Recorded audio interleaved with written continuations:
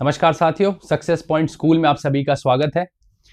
हम हमारी सामाजिक विज्ञान की सीरीज को चला रहे हैं और सामाजिक विज्ञान की एक बेसिक इंट्रोडक्शन अभी चल रहे हैं और बेसिक इंट्रोडक्शन लगभग इतिहास का तो हमारा पूरा होने आ रहा है और उसके बाद में हम इतिहास का एक पार्ट शुरू करेंगे। सामाजिक विज्ञान के पूरे इस इंट्रोडक्शन में हमने क्या क्या पढ़ा है तो मैं एक छोटा सा रीकैप आपको दे देता हूं। जैसे कि हमने सबसे पहले तो यही पढ़ा था कि ये जो शब्द विज्ञान है इसका आखिर क्या अर्थ होता है और हम साइंस किसे कहते हैं, उस बात को समझा था। पूरी प्रक्रिया थी साइंस, उसको समझा था। मैंने कहा था कि किसी विषय का नाम साइंस नहीं है। विज्ञान को समझने के बाद दूसरे पहलू पे आए थे हम और हमने समझा था कि समाज आखिर किसको कहा जाता है या सोसाइटी किसे कहते हैं। बहुत बेसिक अंडरस्टैंडिंग समझी थी कि समाज का अर्थ होता है दो या दो से अधिक प्राणियों का समूह जो साथ रहते हो, एक समान उद्देश्य हो और प्राकृतिक संसाधनों को आपस में बांटते हो। हमने समाज को समझा, विज्ञान को समझा और फिर हमने सामाजिक विज्ञान की पूरी परिभाषा समझी थी। और इसके बाद में मैंने कहा था इसमें बहुत सारी स्ट्रीम है जिसमें हमने सबसे पहले जिसका इंट्रोडक्शन या परिचय शुरू किया था वो था इतिहास का परिचय। इतिहास के परिचय में हमने क्या देखा था, तो अर्थ क्या होता है इतिहास का, इस बात को हमने समझा था। मैंने कहा था कि इतिहास में कुछ भी बातें इस ऐसे ही नहीं लिखी जाती, उनके अपने स्रोत होते हैं, पुख्ता सबूत होते हैं, तब इतिहास में उसको लिखा जाता है। तो हमने देखा था कि स्रोत कौन से होते हैं और कितने प्रकार के होते हैं ये भी। और बारी बारी पे जैसे जैसे आगे चैप्टर चलेंगे मैं साथ साथ में बताता रहूंगा कि ये स्रोत होता है, इसका अर्थ ये होता है। हर पार्ट के अंदर कुछ ना कुछ स्रोत हमें मिलेंगे। और तीसरी चीज इसके बाद में हमने समझी थी वो थी समय सारणी, कि ये आखिर एडी, बीसी, बीपी, बीई इन सब के अंदर क्या डिफरेंस होता है, क्या फर्क होता है और समय सारणी कैसे चलते हैं। ईसा मसीह को पहले का काल ईसा पूर्व, उनके बाद का काल ईसवी या एडी में करते हैं। ये सारी बातें हम समझ चुके हैं और अब जो हम समझने वाले हैं वो समझने वाले कि आखिर इतिहास के भाग कितने होते हैं। वो समझने इसलिए जरूरी है क्योंकि 9th में, 10th में, 11th में और 12th में किस तरीके से इतिहास के भाग दिए हुए हैं ये बात क्लियर हो जाएगी। नॉर्मल सा समझेंगे, दो भाग है, एक भारतीय इतिहास है और एक विश्व इतिहास है। और उसमें से फिर विश्व इतिहास के भाग 9वीं और 10वीं कक्षा के अंदर ज्यादा अधिक दिए हुए हैं, 11वीं कक्षा के अंदर भी दिए हुए और 12वीं कक्षा के अंदर भारतीय इतिहास दिया हुआ है। तो फाउंडेशन में हम सबसे पहले तो इन चीजों को समझेंगे आखिर भाग कितने होते हैं इतिहास के। अब हम बात करते हैं आपके कि इतिहास के कितने भाग होते हैं, इसको अच्छे से समझते हैं हम। अब बात आती है कि हिस्ट्री जिसे हम कहते हैं, इतिहास या फिर हमारे जो हिस्ट्री है, कितने इसके भाग होते हैं। तो देखिए, क्योंकि हम भारत के हैं तो एक तो भाग हमारा हो जाएगा जिसे हम कहते हैं आपके भारतीय इतिहास। भारतीय इतिहास, भारतीय इतिहास के वापस 3 भाग हैं। अब देखिए भारतीय इतिहास के कौन से 3 भाग हैं। बहुत बेसिक सी बात है, इनको बहुत बेसिक तरीके से हम समझेंगे। सबसे पुराना भाग जो आ जाता है उसे हम बोलते हैं प्राचीन भारत, या अंग्रेजी में हम इसको कहते हैं एंशिएंट इंडिया। लगभग कब से कब तक चलता है, तो देखिए 6 लाख वर्ष पूर्व से लेके और 7वीं शताब्दी या 7 ईस्वी, 700 ईस्वी भी कह सकते हैं, वहां तक। ये 6 लाख वर्ष पूर्व की बात मैं क्यों कर रहा हूं, क्योंकि लगभग मानव के कंकाल जहां से मिले हैं और हमें अंदाजा ये लगता है कि इस समय से लगभग मानव ने यहां पे रहना शुरू किया। देखिए धार्मिक ग्रंथों की अगर बात माने तो बहुत पहले के बताते हैं, कोई कहता है लाखों वर्ष पहले ये हुआ था वो हुआ था, लेकिन हमें जो सबूत स्रोत मिले हैं उसके हिसाब से हम बताते हैं लगभग 6 लाख वर्ष के आसपास पहले जो है भारत के अंदर मानव जो है उसने रहना शुरू कर दिया। क्योंकि उस 6 लाख वर्ष पहले के हमें कुछ ऐसे स्रोत मिले हैं, ऐसी कुछ अस्थियां मिली, ऐसी कुछ हड्डियां मिली जिससे पता चला कि मानव की शुरुआत यहां से होती है। तो इसीलिए हम 6 लाख वर्ष पूर्व के आसपास जाते हैं। दूसरा जो भाग आता है, अच्छा प्राचीन इतिहास में और क्या क्या पढ़ते हैं हम, ये मानव की उत्पत्ति पढ़ते हैं, मानव ने खेती करना कब शुरू किया। फिर हम पढ़ते हैं कि सिंधु घाटी सभ्यता, वैदिक सभ्यताएं, हमारे महाजनपद के काल, उस समय जो बड़े बड़े महाजनपद रहे थे। फिर मौर्य साम्राज्य, आपने नाम सुना होगा, उसके बारे में पढ़ते हैं। गुप्त साम्राज्य, उनके बारे में पढ़ते हैं। ये सारी चीजें पढ़ते पढ़ते 7वीं शताब्दी पे आके मामला खत्म होता है, क्योंकि पहली बार 7वीं शताब्दी में बाहर से अटैक होने इंडिया में शुरू होते हैं, जिसे मुस्लिम अटैक कहते हैं, वो शुरू होते हैं। और उसके साथ साथ में भारत का इतिहास प्राचीन से खत्म होकर मध्यकाल पे आ जाता है। ये सारे भाग इस तरीके से क्यों है, कभी डिटेल में आराम से चर्चा करेंगे इसके ऊपर कि इनको प्राचीन, मध्यकाल और ये सब क्यों दिया गया, लेकिन अभी हम थोड़ा सा बस भाग को समझ लेते हैं। इसे मेडिवल इंडिया बोलते हैं और ये आपके 7वीं शताब्दी से शुरू होती है और 17वीं शताब्दी तक खत्म होती है। इसके भी अपने अपने भाग है।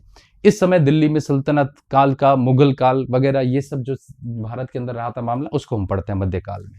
और तीसरी जो बात आ जाती है वो आ जाती है आधुनिक भारत की। आधुनिक भारत का मतलब हो गया आपके मॉडर्न इंडिया। और मॉडर्न इंडिया का मामला कहां से कहां तक चलता है, तो 17वीं शताब्दी से लेकर और 1947 जब तक हम आजाद होते हैं, अंग्रेजों का आना, भारत में राष्ट्रवाद की कहानियां, फिर गांधी जी, सुभाष चंद्र बोस वगैरह, इन सब के बारे में हम कहां पढ़ते हैं, आपके आधुनिक भारत के अंदर पढ़ते हैं, मॉडर्न इंडिया के अंदर पढ़ते हैं। ये 3 भारतीय इतिहास के भाग हैं और इस तरीके से भारतीय इतिहास को बांटा गया है।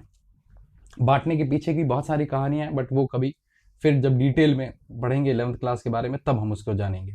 अब दूसरा जो आ जाता है मामला, ये तो हो गया भारतीय इतिहास का, और दूसरा भाग अब मैं इसको समझाऊंगा कि आपके कौन सी कक्षा में कौन सा पार्ट दिया हुआ है, कौन से पार्ट की चीजें दी हुई है। और दूसरा जो इतिहास होता है उसे हम कहते हैं विश्व इतिहास, इंग्लिश में कहते हैं आपके वर्ल्ड हिस्ट्री। और विश्व इतिहास के अंदर कौन सी चीजें आ जाती है? देखिए, विश्व इतिहास के अंदर पूरे विश्व में होने वाली मुख्य घटनाएं सारी आ जाती है। यहाँ एक, हाँ, यूरोप का हिस्सा कुछ थोड़ा ज्यादा दिया होता है, लेकिन लगभग विश्व के अंदर जितनी भी बड़ी बड़ी घटनाएं घटित हुई है वो सारी विश्व इतिहास के अंदर लिखी जाती है, एक समय काल में जैसी चीजें हुई। जैसे एक उदाहरण के तौर पे, जब हमारे यहाँ सिंधु घाटी सभ्यता थी, तब विश्व के अंदर मेसोपोटामिया की सभ्यता भी थी, इराक के अंदर, तब चीन के अंदर भी एक सभ्यता थी, जब मिस्र के अंदर भी एक सभ्यता थी। तो क्या होता है कि एक ही समय सारणी में ये सारी सभ्यताएं विकसित हुई, तो इन सभी को हम उसके अंदर पढ़ते हैं। ऐसे जब अलग अलग साम्राज्य रहे थे अलग अलग काल में, तो उस समय बाहर कौन से साम्राज्य थे, हमारे यहाँ कौन सा साम्राज्य था, क्या इनके अंदर ऐसी कोई घटनाएं हुई जिन्होंने उस देश की या फिर विश्व की परिस्थितियों को बदलने के प्रयास किए, तो वो सारी घटनाक्रम इसके अंदर आ जाता है। लगभग सभी महाद्वीप की जितना भी इतिहास है वो सब इसके अंदर आ जाता है विश्व इतिहास में। बहुत लंबा चौड़ा विश्व इतिहास, लेकिन हमें कुछ कुछ बातें ही इसकी पढ़नी है, सारी चीजें हमें इसके अंदर नहीं पढ़नी है। 9th 10th 11th 12th में मिला के कुछ कुछ चीजें इसमें दी हुई, जिससे एक अच्छा खासा आइडिया लग जाता है कि विश्व इतिहास के अंदर आखिर क्या क्या चीजें हैं। तो अब बात करते हैं कि विश्व इतिहास में कौन सी भाग आ जाता है। इसके भी 3 भाग है। एक भाग आ जाता है प्राचीन यानी एंशिएंट, ये भी लगभग कहते हैं कि 60 मिलियन ईयर्स अगो, यानी कि 60 लाख वर्ष पूर्व पहले मानव के कंकाल मिले थे, और तब से कहते हैं विश्व में मानव की शुरुआत हुई। ऐसे कंकाल इथोपिया से मिले थे, मोरक्को से मिले थे। हम साक्ष्य के ऊपर ही बात करेंगे, यहाँ कहीं पे भी धर्म की कोई बात इस तरीके से नहीं ली जाएगी कि इसको प्रमाण नहीं माना जाएगा धार्मिक किताबों को, लेकिन जो हमें सबूत मिले हैं, क्योंकि मैंने कहा ना हिस्ट्री भी साइंस है, जो सबूत मिले उसके हिसाब से चल रहे। तो 60 लाख वर्ष पूर्व पहले विश्व में कहते हैं कि मानव ने रहना शुरू किया था, तब से लेके, और प्राचीन विश्व का मामला 500 एडी या 500 ईस्वी तक चलता है आपके। 500 एडी तक या 500 ईस्वी तक क्यों कहते हैं कि एक बहुत बड़ा साम्राज्य, कहते हैं क्या, थाई साम्राज्य, रोम का साम्राज्य एक बहुत बड़ा साम्राज्य था, जिसने हजारों वर्ष तक रोम और उसके आसपास के जितने भी क्षेत्र है उनके ऊपर राज किया था। और 5वीं शताब्दी ईस्वी या 500 एडी आते आते रोम का साम्राज्य नष्ट हो जाता है, और यूरोप का पूरा जो भौगोलिक पृष्ठ होता है या यूरोप का पूरा जो समाज है वो पूरा बदलता है, और इसके बाद में नई चीजें यूरोप में होनी शुरू होती। तो इसे कहते हैं प्राचीन काल। 500 के बाद में आपके जैसे ही रोमन साम्राज्य नष्ट होता है, उसके बाद में मध्यकालीन इतिहास शुरू होता है, जिसे आपके मिडल हिस्ट्री भी बोलते हैं इंग्लिश के अंदर। और ये मामला आपके 5वीं शताब्दी से लेके और 15वीं शताब्दी तक चलता है। बहुत सी घटनाएं इस समय भी होती है पूरे विश्व में। इस्लाम का उदय भी इस समय होता है, क्रिश्चियनिटी की शुरुआत तो पहले ही हो जाती है, लेकिन ईसाई धर्म का ज्यादातर प्रचार प्रसार इस समय में होता है। इस समय में एक ऐसा भी समय आता है जब यूरोप के अंदर अंधकार के युग चलते हैं, लोग बहुत ज्यादा धार्मिक चीजों के साथ जुड़ जाते हैं, इतने सारे अंधविश्वासों में हो जाते हैं। फिर यूरोप के अंदर वापस पुनर्जागरण के काल भी चलते हैं, बहुत सी चीजें आती है इसमें, दुनिया भर में बहुत सारी चीजें। चंगेज खान जिसके बारे में हम सुनते हैं, वो भी विश्व इतिहास के इसी भाग में हम पढ़ते हैं उनके बारे में भी। फिर भारत के अंदर जो इस्लामिक बड़े रूलर्स वगैरह आए, उन्होंने जो चीजें शुरू की वो भी इसके अंदर ही आ जाती है। यूरोप का समाज किस तरीके से बदला वो भी इसमें आ जाता है, अफ्रीका का समाज कैसे बदला था वो भी इसमें आ जाता है, और अमेरिका के समाज जो हम आज अमेरिका महाद्वीप देख रहे हैं उसके समाजों में भी कुछ कुछ परिवर्तन हुआ, उसकी बातें भी इसमें आ जाती है। तो ये मध्यकालीन इतिहास है। और इसके बाद में तीसरा भाग इसका शुरू होता है, जिससे हम कहते हैं आधुनिक विश्व या फिर आपके मॉडर्न वर्ल्ड। और आधुनिक विश्व का मामला कहां से शुरू होता है? 15वीं शताब्दी से शुरू होता है। वैसे तो हम इसको 20वीं शताब्दी तक लिखते हैं, लेकिन आप ये भी कह सकते हो कि अभी वर्तमान तक भी हम इसको लिख सकते हैं। सेम बात इस पे भी। 1947 के बाद की जो इतिहास है उसे पोस्ट इंडिपेंडेंस हिस्ट्री कहते हैं, भारत के स्वतंत्रता के बाद का इतिहास कहते हैं, जिसके अंदर हम ये सेम इसके बाद में भी, जिसमें हम बहुत सी चीजें पढ़ते हैं, जैसे कि राजनीतिक रूप से जो बदलाव हुए, कौन कौन प्रधानमंत्री रहे, कब भारत ने क्या चीजें की थी, वो सारी चीजें उसमें आती है। 1947 के इतिहास के बाद में कौन सी पार्टियां रही, किस तरीके से समाज के समीकरण बदले, अर्थव्यवस्था हमारी किस तरीके से बदली, ये सारी बातें हम 47 के बाद पढ़ते हैं। और यहाँ पे भी हम आधुनिक विश्व वाला मामला, हालांकि आप अगर परफेक्ट डेट की बात करें हम, तो लगभग इसका मामला आ जाता है 1945 तक। द्वितीय विश्व युद्ध खत्म होता है तब तक आधुनिक विश्व का मामला चलता है, और उसके बाद का जो मामला है वो साथ साथ में जैसे भारत के बारे में पढ़ते हैं, वो इनके बारे में भी, दुनिया के समाज में क्या बदलाव आए।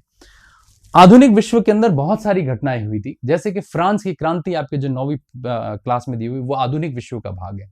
दूसरा जो आपका पार्ट है जिसमें है आपके समाजवाद, यूरोप में समाजवाद और रूस की क्रांति या रूसी क्रांति, वो भी आधुनिक विश्व का भाग है। फिर तीसरा आपके पार्ट दिया हुआ है कि नाज़ीवाद या फिर नाजिज्म बोलते हैं, और हिटलर का उदय, राइज ऑफ हिटलर, वो भी आपके मॉडर्न इंडिया का भाग, इसका पार्ट है, इनका पार्ट नहीं है। तो ये सारे के सारे, और उसका चौथा और पांचवा पार्ट है वो भी सारा का सारा आपके आधुनिक विश्व का ही भाग है। अब आप देख लीजिए 2 भाग है विश्व इतिहास के, और उसमें से भी आपके कक्षा 9वीं के अंदर कौन से दिए, तो मैं इसको मार्क करके आपको बता देता हूँ। 9वीं में, 10वीं में, 11वीं में और 12वीं में कौन से आएंगे। आपके कक्षा 9वीं में आधुनिक विश्व के भाग दिए हुए हैं।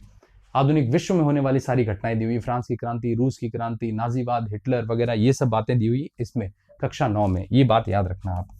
तो कक्षा 9 में हम कौन सा भाग पढ़ने वाले हैं, ये वाला भाग पढ़ने वाले हैं। फिर कक्षा 10 के अंदर, 10वीं के अंदर देखिए आपकी कक्षा 10वीं के अंदर भी इसी का भाग दिया हुआ है, वो भी विश्व इतिहास का ही भाग है। यूरोप में राष्ट्रवाद की बात की गई है, और आपकी कक्षा 10वीं के अंदर एक पार्ट इस जगह से भी है जिसमें आपके भारत में राष्ट्रवाद किस तरीके से चलता है उसकी बात भी की गई है। कक्षा 10वीं में औद्योगिक क्रांतियों की बात की गई है। ये जो हम आज का समय देख रहे हैं जिसमें उद्योग है, जिसके अंदर तकनीकी बहुत ज्यादा आगे बढ़ी है, ये सारे पार्ट 10वीं के अंदर दिए हुए, वो भी आपके किससे जुड़े हुए हैं, मॉडर्न इंडिया से जुड़े हुए हैं, या फिर सॉरी मॉडर्न वर्ल्ड से जुड़े हुए हैं, विश्व इतिहास का जो आधुनिक भाग है उससे जुड़े हुए हैं। तो कक्षा 9वीं और 10वीं में आपके 10वीं का एक पार्ट इसमें से आ जाता है, 2 पार्ट इसमें आएंगे आपके, और बाकी वाले 10वीं के जो सारे पार्ट है वो इसी से जुड़े हुए हैं। तो ये तो 9वीं और 10वीं के सिलेबस में भाग दिए हुए हैं आपके। वो कौन से एक एक करके हम उसको चर्चा करेंगे, अभी मैं एक सामान्य जानकारी दे रहा हूं। फिर आप कक्षा 11वीं में जब आओगे, और अगर आप में से कोई भी आर्ट्स का विषय लेता है, तो कक्षा 11 के अंदर ये सारे भाग दिए हुए हैं, जिसमें आपके प्राचीन विश्व के भी कुछ घटनाएं दी हुई है, जिसके अंदर मध्यकालीन विश्व जो है उसके बारे में भी बहुत सारी घटनाएं दी हुई है, और आधुनिक विश्व जो है उसकी भी बहुत सारी घटनाएं दी हुई है, उसके भी बहुत सारे पाठ दिए हुए हैं। कक्षा 11वीं में इन तीनों को इंक्लूड किया गया है, और तीनों के जो मेन अहम घटनाएं और प्रक्रियाएं थी वो सारी की सारी इसमें दी हुई है। तो कक्षा 9वीं, 10वीं, फिर पूरा ये 11वीं का भाग आ जाता है। और कक्षा 12वीं में क्या है, तो पूरी कक्षा 12वीं के अंदर आपके ये वाला इतिहास आ जाता है, कक्षा 12वीं क्लास 12th में, जिसमें आपके प्राचीन भारत की बातें भी दी हुई है, मध्यकालीन भारत की बातें भी दी हुई है, और साथ साथ में आपके आधुनिक भारत की बातें या फिर उसके पार्ट या उसकी थीम जो है वो सब दी हुई है। इस प्रकार 9, 10, 11, 12 की एनसीईआरटी को बांटा गया है।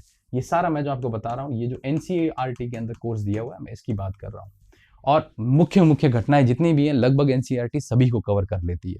और फिर उसके बाद की जो बात है उसमें वो जब एडवांस लेवल पे आप कॉलेज वगैरह में जाओगे तब समझ आएगी, लेकिन उससे पहले ये समझना जरूरी है कि आखिर 9वीं, 10वीं, 11वीं, 12वीं में क्या क्या चीजें दी हुई है, तब आपके कॉलेज वाली बातें और अच्छे से समझ में आएंगी जब आप उसमें जाओगे कॉलेज में। तो ये हो गए 2 भाग हमारे भारतीय इतिहास के और विश्व इतिहास के। तो अब इसको अच्छे से समझना, नोट कर लेना कॉपी में कौन से पार्ट किस किस जगह पे आपके आ रहे हैं इसके अंदर। ये हो गया इतिहास का भाग, इतिहास का पूरा परिचय, किस तरीके से इतिहास के अंदर चीजें लिखी जाती है, ये सब बातें मैंने आपको क्लियर कर दी यहाँ पे।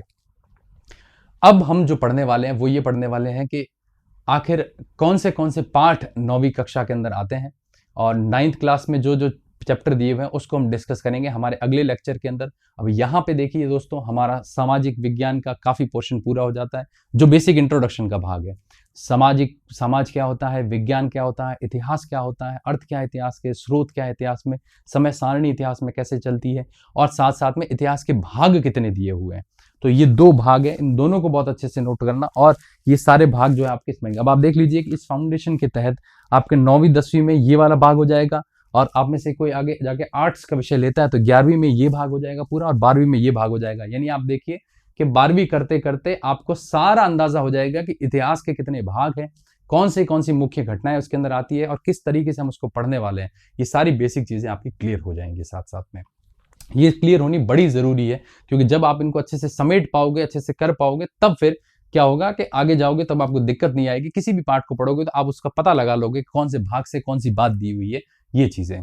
तो यहाँ पे हम पूरा करते हैं इस लेक्चर को, और अगले लेक्चर के अंदर हम जो है वो कौन से पार्ट है आपके 9वीं कक्षा के अंदर उसको थोड़ा सा डिस्कस करेंगे, और उसके बारे में एक सामान्य जानकारी मैं आपको दूंगा। और फिर हम देखेंगे कि 9वीं कक्षा का कोई पार्ट शुरू करते हैं, जैसे फ्रांस की क्रांति को शुरू कर देंगे, आखिर क्रांति है क्या, किस तरीके की है, उसको धीरे धीरे आगे बढ़ाते रहेंगे और समझते रहेंगे फ्रांस की क्रांति को। इसी तरीके से चलेगा मामला, और आपको लिखना पड़ेगा ये कॉपी के अंदर जो भी मैं यहाँ पे बता रहा हूँ या लिखवा रहा हूँ, क्योंकि लिखोगे तो उससे आपकी भी स्पीड अच्छी बनेगी, और साथ साथ में चीजें बेहतर तरीके से समझ आएगी। शब्द आप खुद लिखोगे तो आपके खुद की जो राइटिंग होगी या फिर लैंग्वेज होगी वो अपने आप डेवलप होगी, उसका भी साथ साथ में विकास होगा। तो मिलते हैं हमारे अगले कक्षा के अंदर, जिसमें हम समझते हैं कि आखिर 9वीं कक्षा के अंदर इतिहास के कौन से भाग दिए हुए हैं। तब तक के लिए बहुत बहुत धन्यवाद।